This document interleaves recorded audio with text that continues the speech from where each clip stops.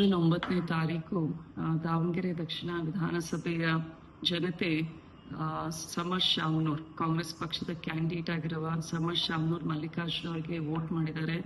ನಮಗೆಲ್ಲರಿಗೂ ಸಂಪೂರ್ಣ ವಿಶ್ವಾಸ ಇದೆ, ಒಂದು ಒಳ್ಳೆ ಬಹುಮತದಿಂದ ಸಮರ್ಥ ಅವರು ಗೆಲ್ತಾರೆ. ಈ ವಿಶ್ವಾಸ ನಮ್ಮ ಕಾಂಗ್ರೆಸ್ ಪಕ್ಷದ ಒಂದು ಭದ್ರಕೋಟೆ ಆಗಿದೆ. ದಾವಣಗೆರೆ ದಕ್ಷಿಣ ವಿಧಾನಸಭಾ ಕ್ಷೇತ್ರವನ್ನು ಸತತವಾಗಿ ನಮ್ಮ ಮಾವನವರಾದ ಡಾಕ್ಟರ್ ಶಾಮನೂರ್ ಶಿವಶಂಕರಪ್ಪಾಜಿ ಅವರು ಗೆದ್ದಿದ್ದಾರೆ.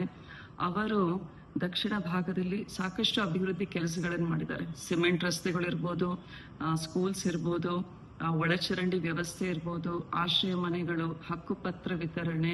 ಸೊ ಇದರೆಲ್ಲದರ ಜೊತೆಗೆ ನಮ್ಮ ಆಡಳಿತದಲ್ಲಿ ರಾಜ್ಯದಲ್ಲಿ ಕರ್ನಾಟಕ ಸರ್ಕಾರ ಇದೆ, ಜೊತೆಗೆ 5 ಗ್ಯಾರಂಟಿಗಳನ್ನ ನಾವು ಎಲ್ಲ ಜಾತಿಯ ಬಡ ಜನತೆ ಕೊಡ್ತಾ ಇದ್ದೀವಿ. ಇದರ ಜೊತೆಗೆ ಅಪ್ಪಾಜಿಯವರು ತಮ್ಮ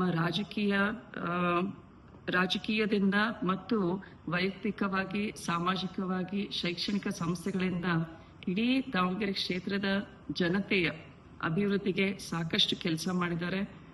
ಇದರೆಲ್ಲದರ ಜೊತೆಗೆ ಯುವಕರು ಕೂಡ ರಾಜಕೀಯಕ್ಕೆ ಬರಬೇಕು ಅಂತ ಎಲ್ಲಾ ಪಕ್ಷದಲ್ಲೂ ಕೂಡ ಆ ಒಂದು ಡಿಸಿಷನ್ಸ್ ತಗೊಳ್ತಾ ಇದ್ದೀವಿ. ನಮ್ಮ ರಾಜ್ಯದಲ್ಲಿ ನಾವೀಗ ನೋಡಿದ್ರೆ ಕರ್ನಾಟಕದಲ್ಲಿ 30 ವರ್ಷದ ಕೆಳಗೆ ಒಬ್ಬರೇ MLA ಇದ್ದಾರೆ. ಅದೇ ರೀತಿ ಕೇಂದ್ರ ಸರ್ಕಾರದಲ್ಲಿ ಲೋಕಸಭೆಯಲ್ಲಿ ನಾವು ನೋಡಿದ್ರೆ 583 ಸಂಖ್ಯೆಯಲ್ಲಿ ಕೇವಲ 7 ಜನ ಇದ್ದಾರೆ 30 ವರ್ಷದ ಕೆಳಗೆ. ಸೊ ನಾವು ಸೆನ್ಸಸ್ ಪ್ರಕಾರ ಕೂಡ 2055ರ ಸೆನ್ಸಸ್ ನಾವು ಕಂಪೇರ್ ಮಾಡಿದ್ರೆ ಸುಮಾರು 60%ಕ್ಕೂ 60% ಜನತೆ 35 ವರ್ಷದ ಒಳಗಿರ್ತೀವಿ ಅಂತ ಒಂದು ಸ್ಟ್ಯಾಟಿಸ್ಟಿಕ್ಸ್ ಇದೆ. ಸೊ ಇಂತಹ ಯುವ ಜನತೆಗೆ ಒಬ್ಬ ಯುವ ನಾಯಕರು ಬೇಕಾಗ್ತಾರೆ. ಯುವಕರ ಸಮಸ್ಯೆಗಳು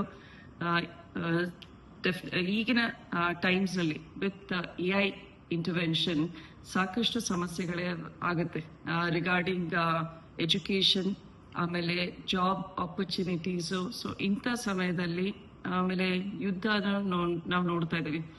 ಏನು ವೆಸ್ಟ್ ಏಷ್ಯಾದಲ್ಲಿ ಯುದ್ಧ ನಡೀತಾ ಇರೋದು. ಸೊ ಗ್ಲೋಬಲ್ ಇಶ್ಯೂಸ್ ಇದೆ, ಗ್ಲೋಬಲ್ ಪರ್ಸ್ಪೆಕ್ಟಿವ್ಸ್ ಬೇಕಾಗ್ತವೆ, ಟ್ರೇಡ್ ರಿಲೇಷನ್ಸ್ ಬಗ್ಗೆ. ಆಮೇಲೆ the challenges present 21st century challenges ನಲ್ಲಿ ರಿಗಾರ್ಡಿಂಗ್ ಎನ್ವೈರನ್ಮೆಂಟ್, ಏನು ಯುವಕರ ಒಂದು ದೃಷ್ಟಿಕೋನ ಬಹಳ ಮಹತ್ವ ಇರುತ್ತೆ. ಅವರ ಸಂಖ್ಯೆ ಕಮ್ಮಿ ಇದೆ. ಯಾವ ರೀತಿ ವಿಮೆನ್ಸ್ ರಿಸರ್ವೇಶನ್ ಬಿಲ್ ಬಗ್ಗೆ ನಾವು ಇವತ್ತು ಡಿಸ್ಕಸ್ ಮಾಡ್ತಾ ಇದೀವಿ, 33% ಮಾಡಬೇಕು ಅಂತ.